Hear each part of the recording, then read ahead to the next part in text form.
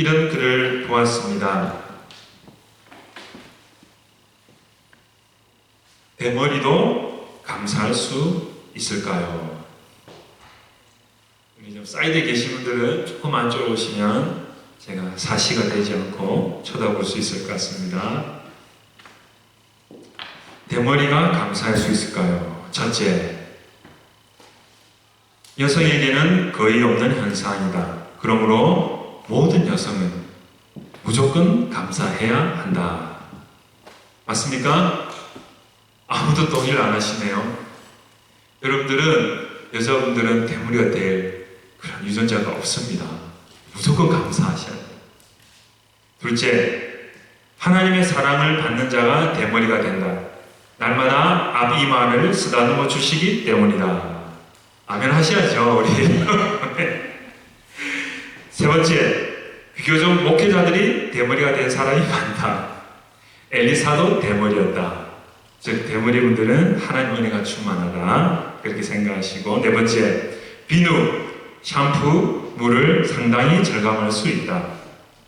다섯 번째, 하나님을 편하게 해드린다. 주님은 날마다 우리의 머리카락까지 세시기 때문에 얼마나 피곤하시겠나. 머리숱이 적을수록 하나님이 덜 피곤하다. 참 재밌자고 하는데 혼자 웃고 있습니다. 그리고 머리 한올 심는데 한국 돈으로 10,000원이 든대요. 100개 심으면 얼마입니까? 100만 원. 1000개 심으면 1000만 원. 1000개 심으면 표가 날까요, 안 날까요? 별로 표가 안 납니다. 왜냐하면 머리 수는 20억개 정도 된답니다. 20억개가 아니라 20만 개. 그러니까 이걸 다 심으면 20억이 필요한데 우리는 머리를 심어도 되지 않으니 20억의 부자인 줄 믿습니다. thank가 아니라 thank, 감사. 이 thank가 어디에서 나왔습니까? think, 생각하다에서 thank가 나왔습니다. 생각을 어떻게 바꾸냐에 따라서 불평과 불만이 뭐가 될 수 있다? 감사가 될 수 있다. 아시겠죠? 오늘은 추수감사를 맞이해서 감사의 능력이라는 제목으로 말씀을 전하고 싶은데요. 말씀을 전하면서 이렇게 저를 따라하면 좋겠습니다. 감사는 나를 바꾼다. 감사는 당신을 바꾼다. 감사는 세상을 바꾼다. 감사는 능력이다. 믿으면 아멘 합시다. 아멘. 성도 여러분, 지난 주에 정말 미국 역사상, 세계 역사상 충격적인 일이 일어났습니다. 바로 그 누구도 예상 못한 트럼프가 대통령이 되었습니다. 할렐루야를 외칠지 말아야 될지 잘 모르겠지만 정말 이 트럼프의 대통령 당선은 모든 언론들이 표현했듯이 한마디로 충격이었습니다. 충격. 저는 그 실시간으로 온라인 집계를 보고 있었는데요. 내기를 했습니다. 제가 아는 목사님하고. 자기는 트럼프가 이긴다. 밥을 사게 합시다. 무슨 트럼프가 이기냐고. 힐러리가 뭐 봐도 지금 여론이 우세하지 않냐. 저는 힐러리가 이긴다고 하며 내기를 했는데 이게 이상한 거예요. 트럼프가 계속 올라가는 거예요. 제가 이 밥이 아까워서 잠을 못 잤지 않습니까? 결국 이 믿지 못할 일들이 일어났습니다. 그래서 이 공화당 지지자들은 이 추수감사들이 얼마나 감사하겠어요, 그죠? 그렇게 트럼프를 지지하고 이제 원했던 사람들이니 이 감사절이 너무나 좋을 겁니다. 그럼 여러분들에게 여쭤보겠습니다. 여러분은 트럼프의 당선이 감사하십니까? 아니면 참 짜증나고 불만이십니까? 뭔가요? 네, 감사하는 분도 계실 것이고 아니면 캘리포니아는 특별히 감사하는 사람보다는 정말 캘리포니아를 미국에서 독립시키자 할 정도로 지금 불평과 불만과 시위를 하는 사람이 많습니다. 그래서 공화당을 지지한 그 대부분의 사람들이 백인 중산층들이 대부분 다 지지했고요. 그리고 많은 기독교인들, 복음주의자 기독교인들이 이 민주당에 8년 동안 참 실망을 많이 했기 때문에 대거 다시 한 번 더 공화당에 표를 줬습니다. 그래서 이 복음주의자들, 또 많은 교회들은 이 트럼프의 당선을 하나님의 뜻이라고 믿습니다. 왜냐? 전혀 불가능한 일이었거든요. 이길 수가 없는 그런 게임이었습니다. 그런데 트럼프가 당선이 되니까 이건 하나님이 하신 일이다라고 일제히 그렇게 선포를 합니다. 물론 잘 보세요. 넓은 의미에서 모든 것 하나 주님 뜻 없이는 이루어지지 않기 때문에 하나님의 뜻이라 할 수 있습니다. 그런데 트럼프가 대통령이 되건 힐러리가 대통령이 되건 사실은 모든 일들이 하나님의 손안에 있기 때문에 하나님의 뜻이라 할 수 있지만 그냥 하나님이 트럼프가 되도록 정말 태초부터 작정하시고 정말 하나님의 축복이다라고 얘기하기에는 어려운 부분들이 있지는 않나 겸손하게 생각을 합니다. 왜냐하면 이 트럼프가 대통령이 되고 나서 미국이 양극화가 심해졌습니다. 트럼프의 당선을 힘입어서 백인 우월주의자들이 지금 득세를 하고 있고 벽에다가 Make White, American White 이렇게 그래피티를 하면서 백인 우월주의자들, 흔히 KKK 그런 세력들을 모집하고 있고요. 그리고 지금 저희들이 전혀 예상 못한 반시위들이 캘리포니아를 넘어서서 미국 전주에 트럼프를 대통령으로 인정할 수 없다고 이 시위들이 격하게 일어나고 있습니다. 이 사건, 이 현상들을 우리가 지금 쉽게 생각하면 안 돼요. 트럼프가 되어서 하나님의 축복이다 하는 사람들은 이 사실을 알아야 돼요. 미국이 지금 한국처럼 극단적인 이념의 대립이 심해지고 있습니다. 분열이 되어가고 있는 것이죠. 그러면서 과연 트럼프가 대통령이 된 것이 정말 하나님의 축복일지 아니면 이 나라가 더 어려워질지는 이 대통령이 어떻게 하느냐에 달려있고 하나님이 어떻게 붙으시냐에 따라서 이 미국이 달려있는 줄 믿습니다. 우리가 의지할 것은 트럼프가 힐러리가 아니라 이 미국은 하나님의 손에 있는 줄 믿습니다. 왜냐? 이 미국은 하나님이 세우셨기 때문입니다. 그냥 미개한 나라, 아무것도 없는 나라, 그 나라에 영국에서 그 배 한 대를 타고 메이플라워를 타고 신앙의 자유와 믿음의 자유를 지키고자 했던 그 청교도들이 세운 나라가 미국 아닙니까? 우리가 하나님의 뜻이 어디 있는지는 정말 잘 모릅니다. 사람이기 때문에. 그러나 미국을 향하신 하나님의 뜻을요, 이 청교도들의 그런 정착 과정을 보게 되면 하나님이 지금도 미국을 향한 뜻이 무엇인지 우리가 알 수 있습니다. 영국의 박해를 받아서 102명의 사람들이 그 망망한 바다, 대서양을 건너서 동부에 도착했습니다. 그러나 절반 이상의 첫 청교도들이 질병으로 죽고 굶어 죽고 또 인디언에게 급습당해 죽고 절반 이상이 그렇게 죽음을 당했습니다. 어떤 이가 이렇게 글을 남겼습니다. 잘 들어보세요. 청교도들이 동부 플리머스에 도착한 때는 늦가을이었고 얼마 안 가서 겨울이 닥쳐왔다. 도착한 그 해 겨울은 몹시 추웠고 눈도 많이 왔다. 식량난과 추위에 떨면서 살았으니 그 생활은 비참하였다. 겨울과 봄 사이에 102명 중에서 44명이 사망했다. 이들의 대다수는 남자들이었다. 그들은 나무를 잘라 통나무 집을 지었는데 먼저 예배당을 지은 다음에 자신들이 거처할 집을 지었다. 기아와 영양실조로 말미암아 대다수는 폐결핵을 앓게 되었다. 1621년 정월 초하루에는 하루에 3사람이나 사망하였다. 어떤 날은 불과 7명이 집을 짓는 일에 종사하였다. 사람이 죽어도 몰래 장례식을 치러야 했다.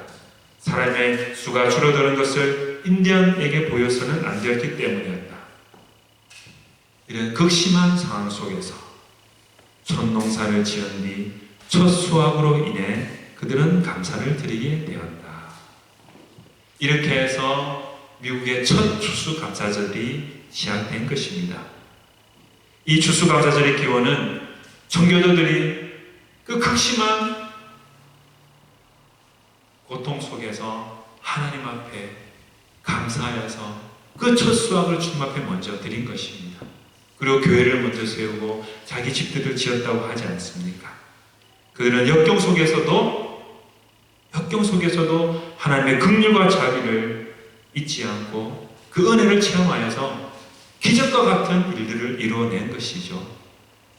그래서 동부에서 서부까지 신대륙이 개척되면서 지금 우리가 살게 된 겁니다.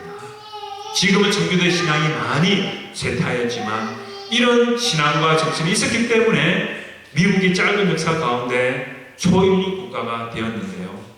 하지만 이런 믿음과 신앙이 쇠퇴해져 가고 교회가 오히려 핍박받는 시대를 살기 때문에 하나님도 가슴 아파하고 우리도 가슴 아파하게 되는 거죠. 이 청교도들을 생각할 때마다 과연 이들이 아무것도 없는 미지의 땅에 뭐가 있다고 그 신앙을 지키고자 왔을까요? 어디든지도 몰라 바다에서 죽을 수도 있는 그런 상황 속에서 누구를 만나 어떻게 될지 모르는 상황 속에서도 신앙이 무엇이길래 이 신앙이 무엇이길래 생명과도 바꿔가면서 영국을 탈출해 이런 미개한 나라로 왔을까? 이들의 신앙, 이들의 역경 속에서 감사할 수 있던 신앙은 바로 성경에서 우리가 찾아보게 됩니다. 이들의 신앙의 뿌리는 성경에 있는데요. 그런 상황 속에서 우리가 오늘 읽게 되는 말씀은 다니엘서 6장 10절입니다. 우리 찾아볼까요? 다니엘서 6장 10절. 주보에도 제가 준비해 놓았습니다. 성경 있으신 분들은 다니엘서를 좀 찾으시면 좋겠어요. 성경 있으신 분들은 다니엘서 6장 10절 주보에 또 제가 넣어 놓았습니다. 같이 오늘 우리에게 주신 하나님의 말씀을 읽겠습니다. 같이 하셨죠? 시작! 다니엘이 이 조서에 왕의 도장이 찍힌 것을 알고도 자기 집에 돌아가서는 윗방에 올라가 예루살렘으로 향한 창문을 열고 기도하며 그의 하나님께 감사하였더라. 이 말씀을 보시면 다니엘의 신앙의 모습이 나옵니다. 무엇입니까? 하루에 몇 번요?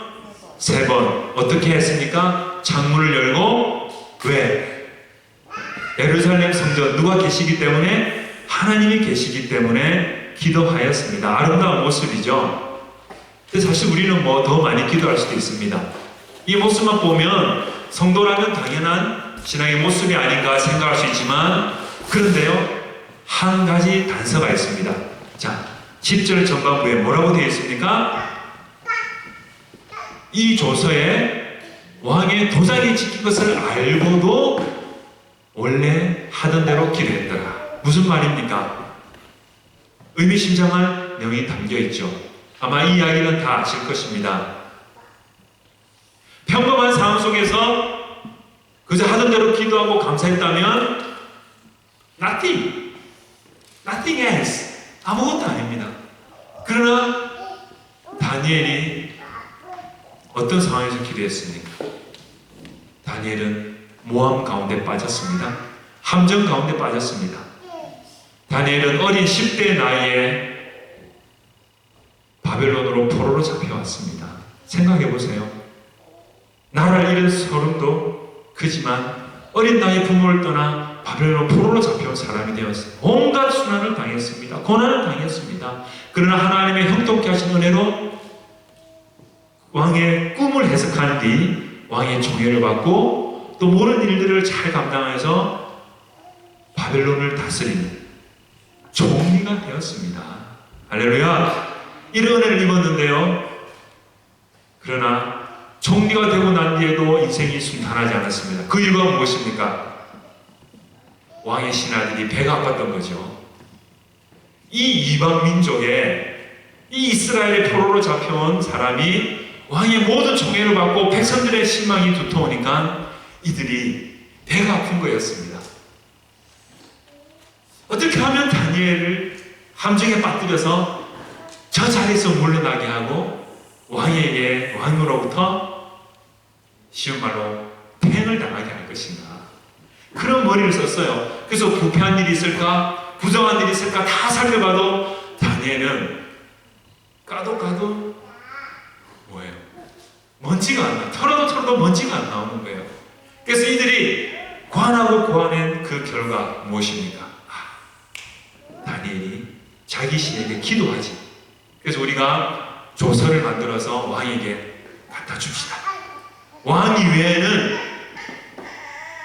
결코 다른 신에게 절을 하거나 구하지 않도록 이런 자들은 사형에 처하는 그런 조서를 꾸민 거예요. 7절 성경에 있는 분들 7절 한번 보시겠습니다. 나라의 모든 총리와 지사와 총독과 법관과 관원을 의논하고 왕에게 한 법률을 세우며 한 금령을 정하실 것을 구하나이다. 왕이여 그것은 곧 이제부터 30일 동안에 누구든지 왕 외에 어떤 신에게 사람에게 무엇을 구하면 사자굴에 던져넣기로 한 것이다. 주기 전에 얘기 아니겠습니까? 이들은 절호의 찬스가 왔습니다. 다니엘은 신앙이 좋았기 때문에 이 조서가 선포되어도 자기의 일을 할 거라 알았겠죠. 아니면 몰래 이 일을 꾸몄을 수도 있고. 그런데 이 조서가 꾸며지고 왕이 도장 찍은 것을 다니엘이 어떻게 되었다? 알고도 하나님 앞에 기도하였습니다. 그 얘기는 내가 죽기로 각오한다는 겁니다. 내가 죽을지언정 신앙을 버리지 않겠노라. 내가 죽을지언정 하나님을 버리지 않겠노라 하면서 기도를 드렸습니다. 자, 그 기도 내용이 무엇일까요? 오늘 읽은 말씀에 보니까 다니엘이 기도하며 그의 하나님께 무엇을 하였더라? 따라합시다. 감사하였더라. 뭐 하였더라? 감사하였더라. 얼마나 시급한 상황입니까? 살려달라고, 보호해달라고 기도할 수도 있고요. 아니면 기도를 꼭 소리내서 해야 되나요? 창문을 열고 해야 되나요? 그냥 숨어서 기도할 수 있지 않습니까? 그러나 그렇게 하지 않았습니다. 하나님을 믿는 신앙을 저버리지 않기 위해서 피하지 않았습니다. 기도하였습니다. 그러면서 다니엘은 첫째도 무슨 기도? 감사기도. 둘째도 무슨 기도? 감사기도 한 줄 믿습니다. 왜 감사기도 했을까요? 뭐가 그리 감사할까요? 우리가 쉽게 짐작할 수 있죠. 아마 다니엘이 이 상황에서 이런 찬양을 하지 않았을까? 같이 해볼까요? 지금까지 지내온 것 주의 크신 은혜라. 됐지? 왜냐고요? 그 아무것도 없는 한 소년이 이방 포로로 잡혀와서 지금 총리까지 올라온 거 누구 은혜입니까? 하나님의 은혜이기 때문에 내가 하나님의 은혜를 받고 더 이상 내가 뭘 누리겠냐? 지금까지 이 자리까지 온 것만 해도 하나님의 은혜인데 하나님 죽어도 이제는 여한이 없습니다. 저들이 모함을 해도 감사합니다. 죽어도 감사합니다. 내 인생이 주님 손에 있습니다. 할렐루야. 그래서 감사기도 했겠죠? 근데 다니엘의 감사기도는 여기서 끝나지 않았을 거예요. 왜냐? 하나님 앞에 모든 것이 은혜라고 기도하실 때 저는 믿습니다. 하나님이 그 기도에 응답하셨을까요? 안 하셨을까요? 하나님이 침묵하셨을까요? 말씀하셨을까요? 말씀했겠죠. 뭐라고 말씀했겠습니까? 그래, 이제 죽거라. 내가 살 만큼 살았으니 이제 죽어도 좋다. 그렇게 얘기하셨을까요? No. 하나님 분명하게 말씀하셨습니다. 두려워하지 말라. 놀라지 말라. 내가 너와 함께 함이니라. 그들이 너를 사자굴에 집어넣는다 할지라도 사자들이 너의 털끝 하나 상하지 않게 하리라. 주님이 이 응답하신 줄 믿습니다. 왜냐하면 하나님이 다 알고 계셨으니까요. 그래서 다니엘은 죽어도 좋습니다, 감사합니다 기도했지만 하나님이 살려주겠다는 음성을 듣고 당당하게 심판대 앞에, 법정 앞에 갔습니다. 죄를 지었으니까요.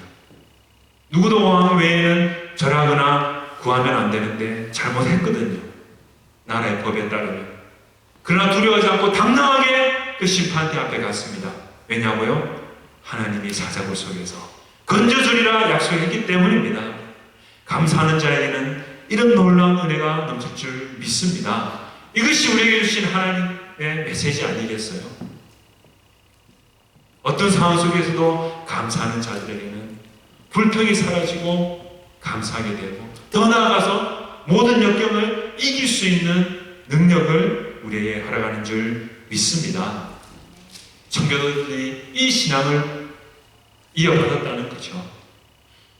저는 다니엘을 묵상하면서 또 청교도들의 신앙을 생각하면서 우리가 반드시 기억해야 될 한 장면이 있습니다.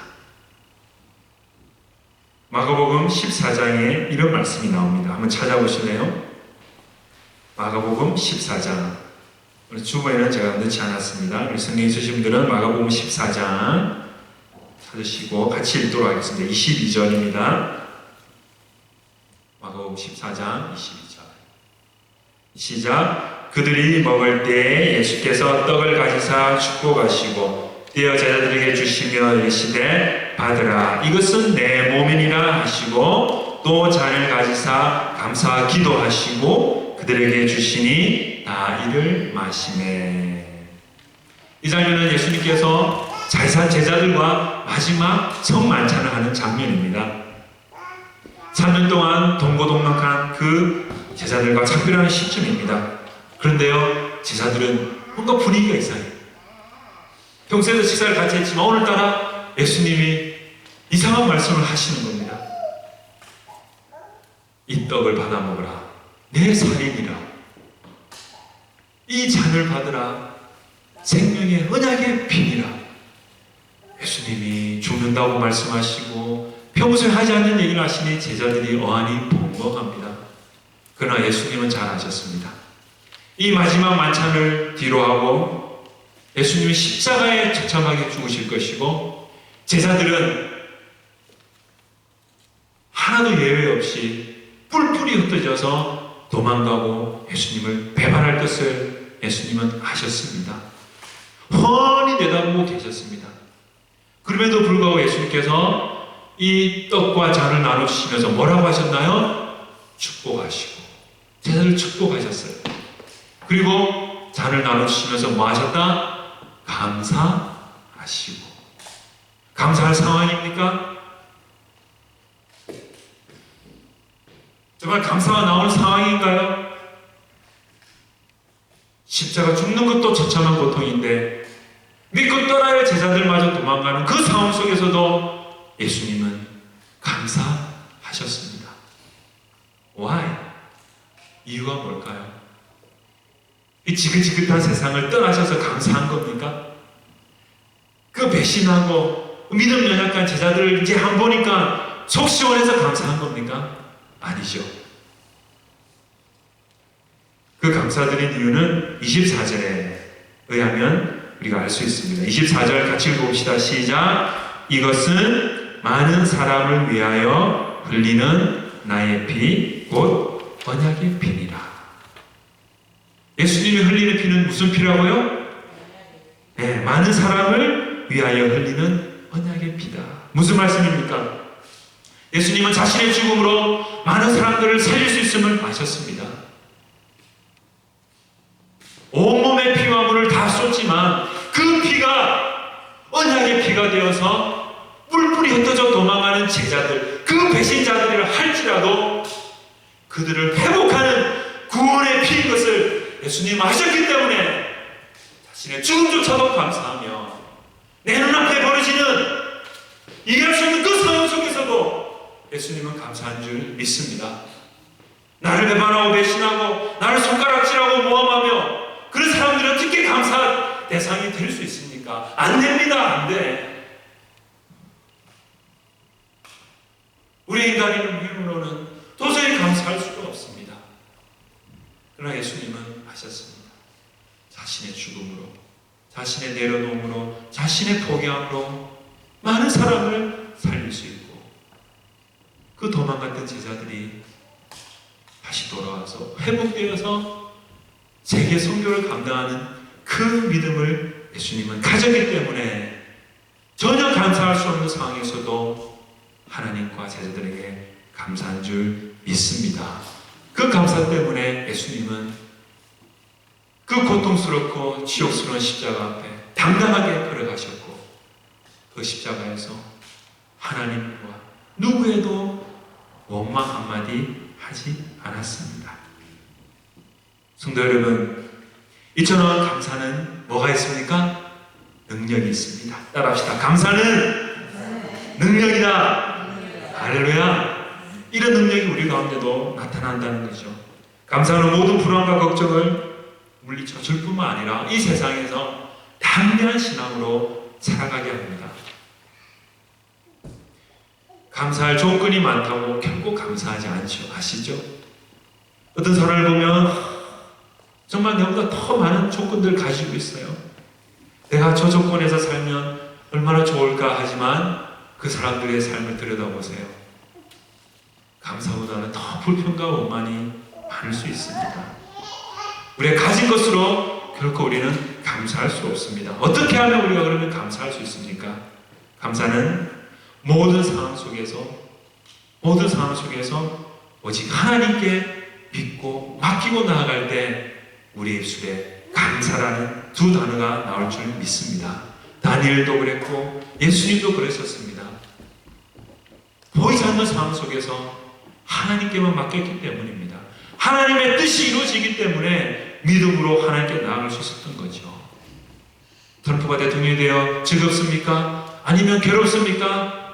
누가 되든 하나님은 당신의 뜻 가운데 우리 삶을 인도하시고 미국을 이끌어 가시는 줄 믿습니다. 이 믿음 있는 자만이 전적으로 하나님 의지하며 감사할 수 있죠. 어떤 사람은 이렇게 얘기합니다. 겨울은 추워서 싫고, 봄은 꽃 알러지 때문에 싫고, 여름에 샘플한 안개가 많아서 싫고, 가을은 외로워서 싫다. 그러나 감사한 사람이 이렇게 얘기합니다. 겨울은 비가 와서 푸른 들판이어 좋고, 봄은 만물이 소생해서 좋고, 여름은 덥지 않아서 좋고, 가을은 열매가 있어 좋습니다. 여러분 어떤 사람입니까? 저도 목사지만 사실 은혜가 떨어지면 감사보다 불평이 나옵니다. 제가 많이 하는 불평이 이렇습니다. 어디 가서 소문내지 마세요. 잊어버리세요. 집안에 애들 셋 때문에 시끄러워 못 살겠네. 진짜 아이들 키우는 거 이거 인생이 가장 힘듭니다. 교인 수도 작은데 왜 이렇게 큰 교회당을 주셨나요? 썰렁해 죽겠네. 주일 오후에는 햇빛도 들어오지 않아 어두컴컴하고 싫네요. 교회 애들이 많아서 사고의 위험도 많고 미국 건물 파손할 것 같아 주일마다 걱정이네요. 홍 장로님을 이어서 장로를 섬길 사람이 없어 걱정이네요. 성도도 얼마 안 되는데 성탄 준비하려니 힘들고 짜증나네요. 그러나 은혜가 넘치고 주님만 바라보면 이렇게 바뀝니다. 제 수준의 애들 셋이나 주시고 저를 안 닮고 엄마 닮아 감사합니다. 동의하시네요? 그 미국 교회당을 주셔서 앞으로 많은 사람들로 채울 수 있게 하심을 감사합니다. 아멘 하셔야죠. 네, 교회당이 비록 어둡지만 성도님들이 눈을 감으셔도 제가 잘 알아채지 못해 감사하고 육신의 안식을 누리기에 최적의 상황을 주시니 감사합니다. 그런 경험 있는 사람들은 웃고 있죠. 예. 저희 교회 아이들이 많아서 감사합니다. 사고치고 싸우기도 하지만 생명력이 있어 감사합니다. 정기현 집사님께서 몸과 마음이 회복되어 다시 나오게 하시니 감사합니다. 비록 홍장로님의 뒤를 이을 장로님이 아직 보이진 않지만 홍장로님께 건강을 주셔서 귀한 사명 감당케 하시니 감사합니다. 어르신들 연세가 많으심에도 불구하고 걸을 수 있는 이 기력을 주시니 감사합니다. 몇몇 안 되는 집사님들이지만 일당백의 사명, 순교자의 사명으로 교회를 섬기게 하시니 감사합니다. 오늘 유현 집사님 동생분 오셔서 감사합니다. 이 원고에 어떤 거예요? 네. 성탄을 맞이하여 작은 교회를 초청해 함께 축하할 수 있는 은혜 주시니 감사합니다. 어떤 심리학자가 이렇게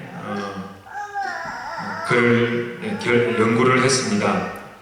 걱정의 40%는 절대 현실로 일어나지 않고 걱정의 30%는 이미 일어난 일에 대한 것이고 걱정의 22%는 안 해도 될 사소한 것이고 걱정의 4%는 우리 힘으로는 어쩔 도리가 없는 것이고 걱정의 4%만이 우리가 바꿀 수 있는 것이다. 무슨 얘기입니까? 96%는 걱정해봐야 아무 소용이 없다는 얘기입니다. 걱정해봐야 저처럼 흰머리만 계속 늘어납니다. 성도 여러분, 우리 다니엘처럼 예수님처럼 그리고 청교도 선조들처럼 어떤 상황 속에서도 감사할 수 있는 축복 누리시기를 주의 이름으로 축원합니다. 그러기 위해서는 하나님만 전적으로 의지하는 믿음을 가져야 되고요. 다니엘처럼 기도해야 되고 예수님처럼 기도해야 되는 줄 믿습니다. 다음 주가 추수감사 주일인데요. 한 해 동안 그 지나온 은혜들을 감사하면 좋겠습니다. 마음과 헌금으로 풍성한 감사를 드리시고요.